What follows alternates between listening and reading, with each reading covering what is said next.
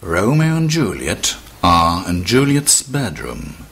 They are rest-censored. Suddenly, a bird can be heard. Juliet says it's a lark. Actually, it's Romeo who says it's a lark, but for reasons you'll soon understand, we switched the roles.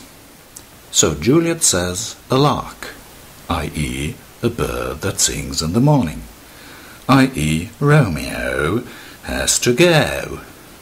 But Romeo says no. It was the nightingale and not the lark, i.e. a bird that sings at night, i.e. Romeo can still stay with Juliet and they can go on rest-censored.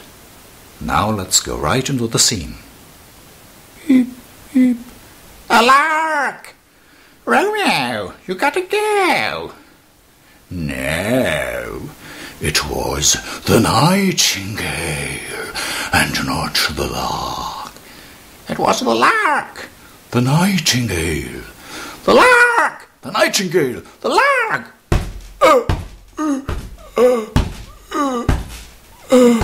Stop it. Let's be reasonable. What did your lark, your bird, sing like? Well, it sang...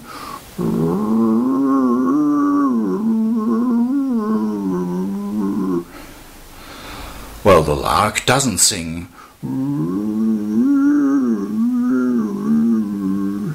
The lark sings...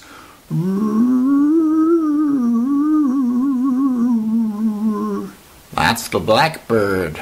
No, the blackbird sings...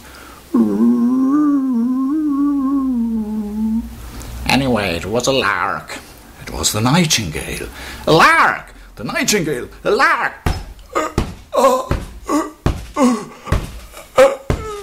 Stop it. Let's be reasonable. Why don't we just look out of the window and see if it's dark or not? Great. Why didn't stupid Shakespeare have that idea? He did, but then Romeo and Julia couldn't agree on what darkness is.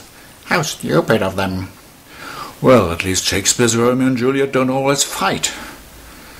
Well, that's because Shakespeare's Juliet is weak, but I'm strong. Strong.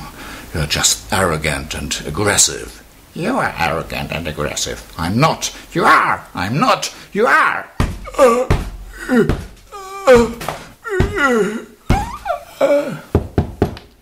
Juliet, what's all that noise? Shit, my feather. Let's hide under the bed. Good idea. Juliet, where art thou? I told you I should have gone. No, you said you could stay. I didn't. You did. I didn't. You did.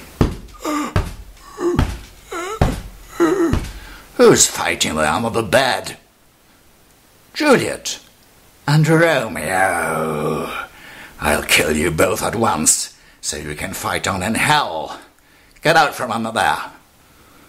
Juliet, it's all your fault.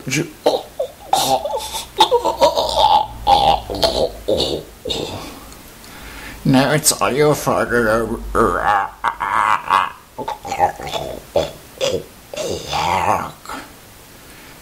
Beep, beep. Oh, the Nightinlark is singing. It's a new species that was discovered a short time ago. I wonder if Romeo knew that. He was quite interested in birds.